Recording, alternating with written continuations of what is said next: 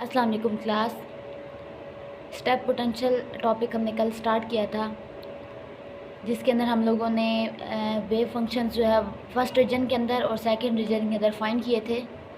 First reason के अंदर wave function को साई 1 से डिनोट किया था और सेकंड रीजन के अंदर साई 2 से। फर्स्ट रीजन के अंदर आपके पास दो वेव फंक्शन के पार्ट्स थे, एक इंसिडेंट पार्ट और एक रिफ्लेक्टेड पार्ट। और जो सेकंड रीजन है इसके अंदर आपके पास एक ही पार्ट था, यानी जो वेव फंक्शन ट्रांसमिट हो जाएगा वो इस रीजन के अंदर आएगा और उसको हमने डिनोट किया था साई 2 ऑफ एक्स से। बेसिकली ये आपके पास ट्रांसमिटेड पार्ट जो है वो शो हो रहा है। पॉजिटिव जब आपके पास प्लस का साइन है एक्सपोनेंशियल के अंदर तो मतलब पॉजिटिव एक्स एक्सिस के अलांग वेव फंक्शन है, और अगर नेगेटिव साइन है तो मतलब नेगेटिव एक्स एक्सिस के अलांग। तो यही वजह है कि रिफ्लेक्टेड पार्ट जो है वो माइनस के साथ डिनोट हो रहा है, क्योंकि वो नेगेटिव एक्स एक्सिस के अलांग होगा। तो यहाँ तक हम लोगों ने डिस्कस कर लिया था, और फिर हमने ए बी सी कांस्टेंट्स जो यहाँ पे वेव फंक्शन के अंदर आए थे, दोनों वेव फंक्शंस के अंदर, इनको हमने फाइंड किया था in terms of K1 K2। B को एक्सप्रेस किया था in terms of A, similarly C को एक्सप्रेस किया था इन टर्म्स ऑफ ए। इन इक्वेशंस के नाम भी मैंने दे दिए हैं। ए बी तो हम पहले इनको यूज़ कर चुके हैं, और ये जो आपने अभी कांस्टेंट्स कल फाइंड किए थे उनको नाम दे दिया इक्वेशन नंबर 8 और इक्वेशन नंबर 9 का। तो आज हम क्या करेंगे, हम फाइंड करेंगे दो डिफरेंट केसेस पहले लेंगे, और उन केसेस के अंदर हम डिस्कस करेंगे कि आपके पास कितनी प्रोबेबिलिटी है रिफ्लेक्शन की, और इसी तरह कितनी प्रोबेबिलिटी है ट्रांसमिशन की। तो जैसा कि आपको नज़र आ रहा है कांस्टेंट्स की वैल्यूज़ से, बी कांस्टेंट जो है वो ए के फॉर्म में एक्सप्रेस तो हुआ है, लेकिन डिपेंड कर रहा है K1 और K2 पे। सिमिलरली जो सी कांस्टेंट है ये भी K1 और K2 पे डिपेंड कर रहा है। और आपके पास बेसिकली K1 और K2 एनर्जी की फॉर्म में थे, यानी आपके पास कांस्टेंट K1 और K2 जो थे आपने जो पुट किए थे वो बेसिकली एनर्जी की फॉर्म में आपने एक्सप्रेस किए थे। तो यहाँ पे मैं थोड़ा सा बता भी देती हूँ कि K1 की वैल्यू क्या थी।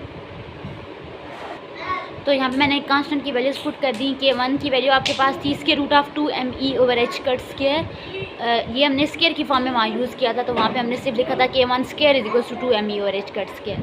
और K2 की वैल्यू जो थी वो आपके पास थी 2m × e−v0/h cut square whole square root.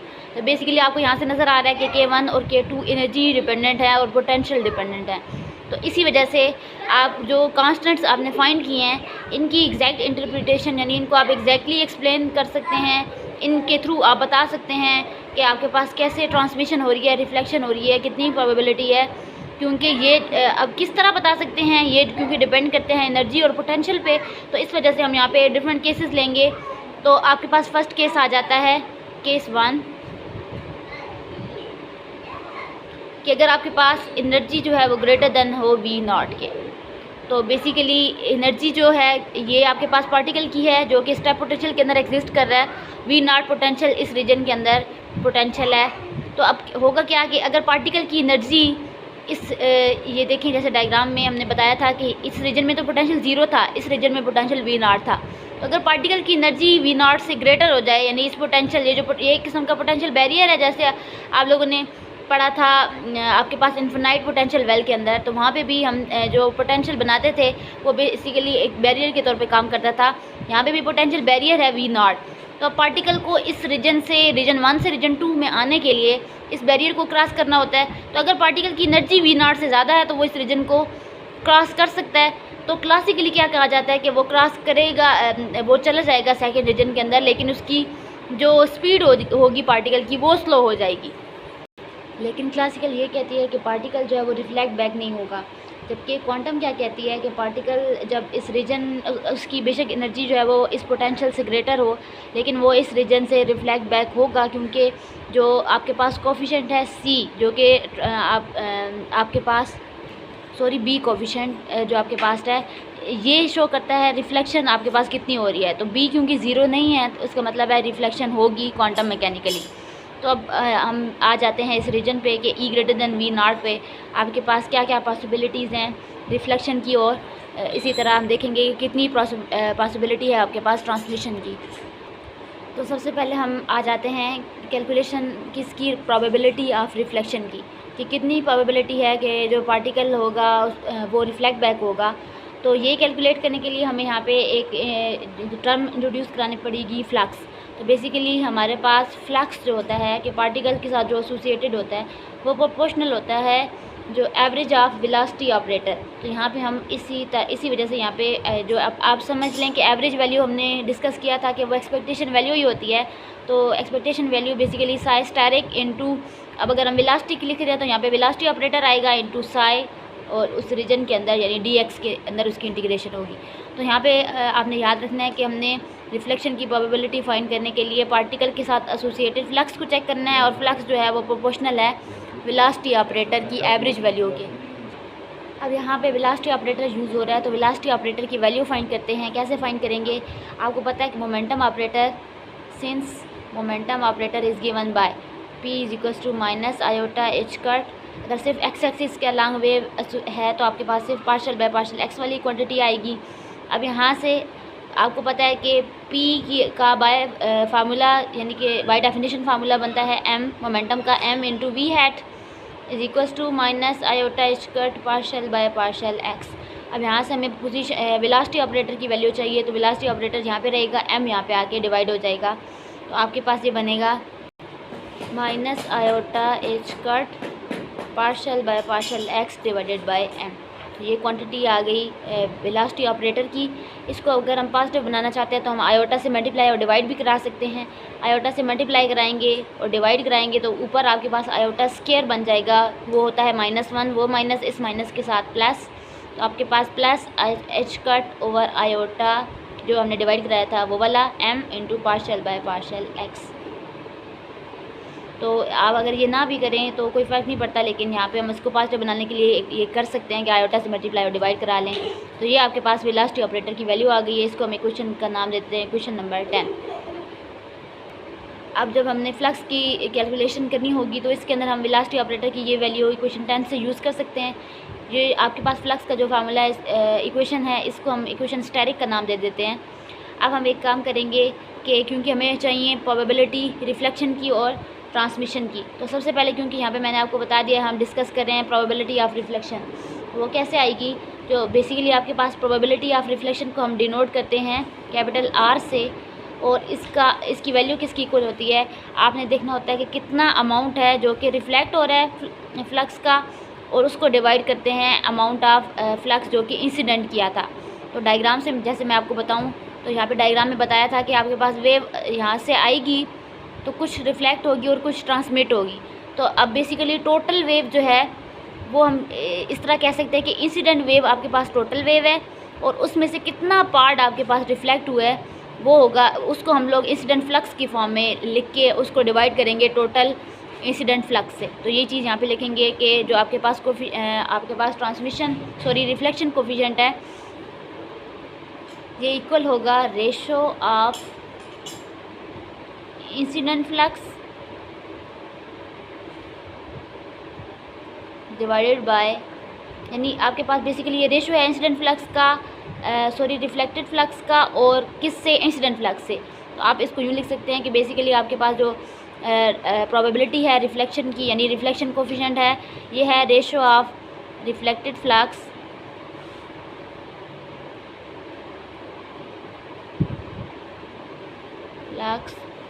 To incident flux. तो अब इसको हम कैसे लिख सकते हैं रेशो की फॉर्म में कि आपके पास ऊपर आएगा रिफ्लेक्टेड फ्लक्स और नीचे आएगा इंसिडेंट फ्लक्स। अब हम यहाँ पे ये जो आपने फ्लक्स का इक्वेशन स्टैटिक में ये फ्लक्स लिखा था, तो हम रिफ्लेक्टेड के लिए और इंसिडेंट के लिए कैसे लिख सकते हैं? रिफ्लेक्टेड के लिए आपको वेव फंक्शन यूज़ करना पड़ेगा, जो आपके पास रिफ्लेक्टेड पार्ट था, और जो इंसिडेंट फ्लक्स है इसके लिए आपको यूज़ करना पड़ेगा वेव फंक्शन का वो पार्ट जो कि इंसिडेंट पार्ट था। तो अब आपके पास फ्लक्स का फार्मूला तो यही रहेगा psi asterisk into V psi dx, ऊपर भी नीचे भी फ्लक्स का फार्मूला यही रहेगा psi asterisk V into psi dx। लेकिन फ़र्क क्या आएगा? रिफ्लेक्टेड के लिए आपको यहाँ पे वेव फंक्शन लिखना है रिफ्लेक्टेड का, तो मैं यहाँ पे REF लिख देती हूँ REF, और यहाँ पे आपने इंसिडेंट लिखना है तो यहाँ पे मैं इंसिडेंट के लिए INC लिख देती हूँ। दोनों वेव फंक्शन के लिए आपको पता चल जाएगा कि रिफ्लेक्टेड पार्ट जो है वो बेसिकली यहाँ पे reflected part of wave function use होना है, और यहाँ पे incident part of wave function use होना है। तो अब हम इनके अंदर वैल्यूज़ पुट करते हैं। आपको पता है कि रिफ्लेक्टेड पार्ट अभी मैंने आपको टॉपिक के स्टार्ट में बता दिया था। तो यहाँ पे जैसे कि आपको नज़र आ रहा है कि रिफ्लेक्टेड पार्ट ये वाला है बी एक्सपोनेंशियल की फॉर्म में, और जो इंसिडेंट पार्ट है वो ए एक्सपोनेंशियल की फॉर्म में है। तो यही वैल्यूज़ अब हम इस इक्वेशन के अंदर पुट करेंगे जो हमारे पास प्रोबेबिलिटी है रिफ्लेक्शन की इस इक्वेशन के अंदर। तो देखते हैं कि क्या बनता है। तो यहाँ पे वैल्यूज़ जो है वो पुट कर दी हैं रिफ्लेक्टेड पार्ट की जो वेव फंक्शन का था, और सिमिलरली इंसिडेंट वेव फंक्शन का पार्ट। यहाँ पे साई स्टेरिक था तो पहले साई लिख दी है, फिर स्टेरिक, और इसी तरह साई, और यहाँ पे भी psi asterisk v into psi. अब यहाँ पे लिमिट्स कैसे आएंगी इंटीग्रेशन की ऊपर और नीचे, तो आप बेसिकली देखिए डायग्राम के थ्रू आपको पता चलेगा।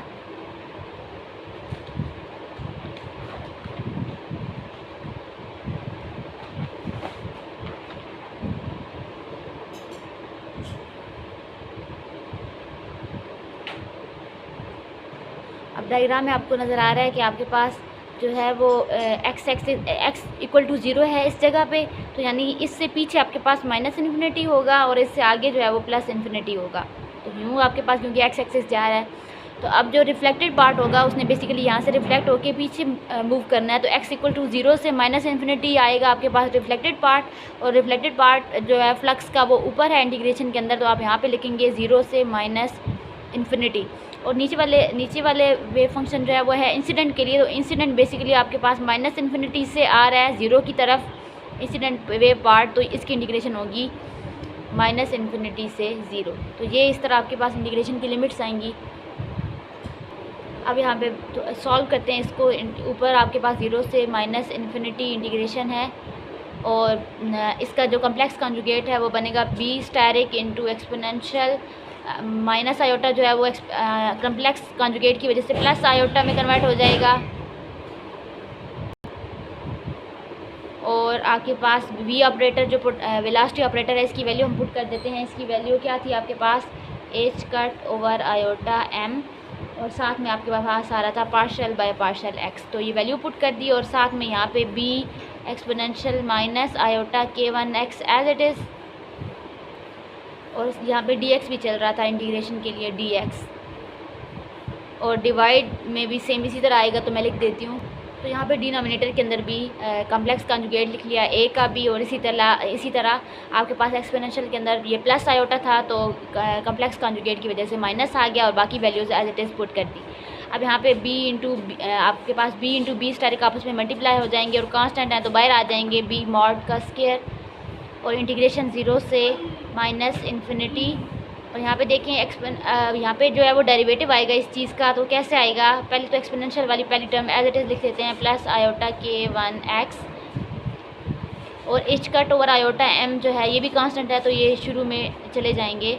और आपके पास यहाँ पे क्या आएगा, एक्सपोनेंशियल वाली टर्म का डेरिवेटिव कैसे होता है, एक्सपोनेंशियल एज इट इज़ यानी माइनस आयोटा के1 एक्स, और अंदर वाले फंक्शन का दोबारा derivative with respect to X, और वो क्या है आपके पास माइनस आयोटा के1, ये चीज़ आ जाएगी। सिमिलरली डिनोमिनेटर के अंदर आपके पास A asterisk into A mod square H cut over, यहाँ पे भी क्योंकि आपके पास आयोटा एम ये वाली टर्म जो है कांस्टेंट है बाहर आ जाएगी, इंटीग्रेशन माइनस इन्फिनिटी से 0, और एक्सपोनेंशियल जो है वो माइनस आयोटा के1 एक्स, और साथ में इस चीज़ का इसी तरह डेरिवेटिव आएगा आयोटा के1 एक्स, और अंदर वाले फंक्शन का दोबारा डेरिवेटिव आयोटा के1 dx के विद रिस्पेक्ट इंटीग्रेशन। अब यहाँ से आपके पास H cut over iota M ये आपस में कैंसिल हो जाएंगे, और आपके पास एक्सपोनेंशियल ये प्लस में है ये माइनस में है, base same power add E to the power 0 बन जाएगा, और वो दे देगा 1। तो आपके पास basically B mod square over A mod square, और यहाँ पे आपके पास इंटीग्रेशन के अंदर, और यहाँ पे आपके पास ऊपर बचा 0 से minus infinity, exponential E to the power 0 बना देगा 1। तो यहाँ पे 1 लिख देती हूँ, साथ में माइनस आयोटा के1 dx, और नीचे डिनोमिनेटर के अंदर भी सिमिलरली आपके पास क्या बना। अब यहाँ पे एक काम करते हैं, इंटीग्रेशन की लिमिट्स जो है वो रिवर्स कर देते हैं। 0 से ये माइनस इन्फिनिटी से 0 है, इसको बना देते हैं 0 से माइनस इन्फिनिटी। तो अगर रिवर्स करेंगे तो माइनस का साइन बाहर आएगा, और यहाँ पे पीछे क्या बच गया था, ये भी आपके पास e की पावर 0 1 बना देगा 1 iota K one dx, iota K1 से कैंसिल, और आपके पास बचा B mod square over A mod square integration 0 से माइनस इन्फिनिटी डी एक्स। ये माइनस का साइन हम बाहर ले लेते हैं। और सिमिलरली नीचे आपके पास -0 से माइनस इन्फिनिटी डी एक्स। तो ये माइनस के साइन इस माइनस के साइन के साथ कैंसिल, ये इंटेग्रल पूरा इस इंटेग्रल के साथ कैंसिल। आपके पास सिर्फ बच गया B mod square over A mod square.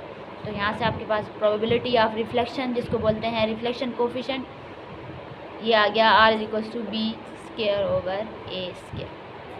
ये हमने वैल्यू कैलकुलेट कर ली। इसको इक्वेशन का नाम देते हैं इक्वेशन नंबर 11। ये हमने रिफ्लेक्शन कोफिशिएंट फाइंड कर लिया, यानी प्रोबेबिलिटी ऑफ रिफ्लेक्शन।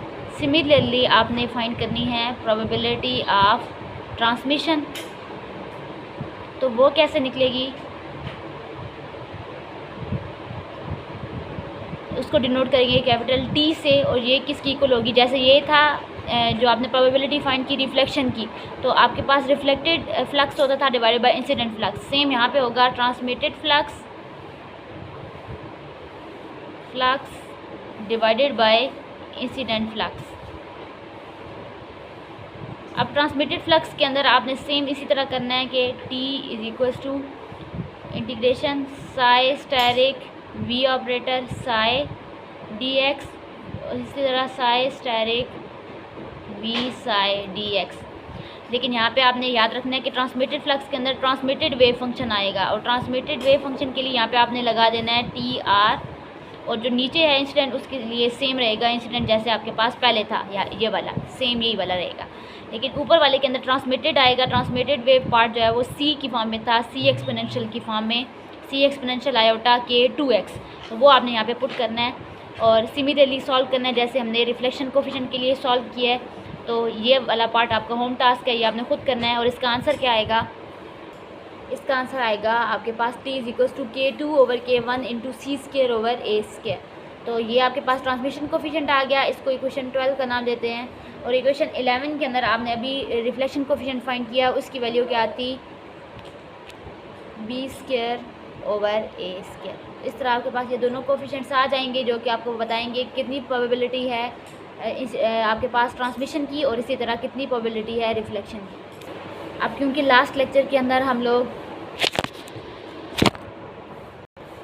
B और C की value in terms of A find कर चुके हैं इक्वेशन 8 और 9 के अंदर, तो आप यहाँ पे यूज़ करनी है using equation 8 and 9।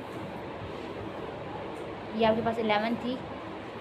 In equation 11 and 12 तो आपके पास ट्रांसमिशन और रिफ्लेक्शन कोफिशिएंट क्या बन जाएंगे, T = K2/K1। C की वैल्यू, ये वाली वैल्यू जो भी हमने इक्वेशन 9 के अंदर लिखी है, 2K1/K1 + K2। तो ये वैल्यू पुट कर देंगे 2K1/K1 + K2 का स्क्वायर। और ये हमने C² की वैल्यू पुट की है, और A² डिवाइड में है 1/। और ये देखें ये किसकी टर्म में थी, A की टर्म में, A, और ये 1/A² पहले से मौजूद है। तो ये आपके पास क्या बन जाएगा, K2/K1। इसका स्क्वायर ओपन करें तो आपके पास बनेगा 4K1² A²/K1 + K2 whole square into 1/A²। A² के साथ कैंसिल, तो आपके पास बन गया 4K1² K2/K1। K1 के स्क्वायर से कैंसिल, 4K1, नीचे आपके पास K1 + K2 का स्क्वायर होल भी आ रहा है, 4K1 K2/K1 + K2 का होल स्क्वायर। तो ये आपके पास ट्रांसमिशन कोफिशिएंट की नई वैल्यू आ गई। इसको नाम दे देते हैं इक्वेशन नंबर 13। सिमिलरली हम लोगों ने रिफ्लेक्शन कोफिशिएंट के लिए करना है। आपके पास इक्वेशन 11 जो भी हमने बोला था कि हमने पुट करनी है, तो इक्वेशन 11 क्या इम्प्लाई करेगी, R = 1/A² और B² की वैल्यू आपके पास क्या थी, K1 - K2/K1 + K2 × A whole square. इसके स्क्वायर को भी ओपन करें, 1/, आपके पास बनेगा A², और K1 - K2 का स्क्वायर ओपन करेंगे, K1² + K2² -2k1 k2, ये हमने k1 - k2 का स्क्वायर ओपन किया, साथ में a स्क्वायर, और नीचे आपके पास सिमिलरली k1 + k2 का होल स्क्वायर। इसको अभी ओपन नहीं करते, a स्क्वायर के साथ कैंसिल। इसको बना लें क्वेश्चन नंबर 14। अब हम ऐड कर लेते हैं क्वेश्चन 13 और 14। तो एडिंग 13 एंड 14, तो आपके पास दोनों कोफिशिएंट यानी ट्रांसमिशन प्लस रिफ्लेक्शन कोफिशिएंट की वैल्यू क्या बनेगी, 4k1 k2 over k1 + k2 whole square plus k1 square + k2 square -2k1 k2 divided by k1 + k2 whole square. तो अब यहाँ से देखें दोनों का डिनोमिनेटर सेम है, तो यहाँ से एलसीएम आपके पास क्या आएगा, k1 + k2 होल स्क्वायर, ऊपर बनेगा 4k1 k2 + k1 square + k2 square -2k1 k2। ये चीज़ देखें 4k1 k2 में से 2k1 k2 माइनस हो जाएगा, तो सिर्फ बच जाएगा आपके पास +2k1 k2। तो ये आपके पास k1 square + k2 square + 2k1 k2 over k1 + k2 whole square. ऊपर भी आपके पास देखें ये a square + b square + 2ab, किसका फार्मूला बंद हो रहा है, k1 + k2 होल स्क्वायर का। नीचे भी यही है k1 + k2 होल स्क्वायर, आपस में कैंसिल, आंसर इज़ 1। इसका मतलब क्या हुआ कि आपके पास टोटल ट्रांसमिशन कोफिशिएंट और रिफ्लेक्शन कोफिशिएंट की वैल्यू सम जो है दोनों का सम आ गया 1 के। इसका मतलब है पार्टिकल जब आएगा पोटेंशियल के थ्रू, जब वो वॉल से टकराएगा तो ये दोनों में से कुछ ना कुछ ज़रूर होगा, ट्रांसमिशन या फिर रिफ्लेक्शन। अब केस 2 देख लेते हैं। केस 2 के अंदर आपके पास क्या है, पहले केस के अंदर आपने एनर्जी ग्रेटर देन V0 ली थी, अब आपके पास एनर्जी पार्टिकल की V0 से लेस होगी, यानी पार्टिकल के पास इतनी एनर्जी नहीं है कि वो पोटेंशियल बैरियर को क्रॉस कर सके। तो क्लासिकली कहा जाता है कि पार्टिकल जो है वो बिल्कुल क्रॉस नहीं कर सकेगा, वो रीजन 2 के अंदर जा ही नहीं सकेगा। लेकिन क्वांटम मैकेनिकली क्या कहा जाता है कि आपके पास क्योंकि ट्रांसमिशन कोफिशिएंट C जो है वो ≠0 है, तो आपके पास कुछ ना कुछ प्रोबेबिलिटी ज़रूर होगी कि पार्टिकल बेशक उसकी एनर्जी जो है वो पोटेंशियल से लेस है, लेकिन वो उस रीजन 2 के अंदर जो है वो जा सकेगा। तो ये था आपका आज का लेक्चर, जो आपको होम टास्क दिया वो आपने कंप्लीट करना है।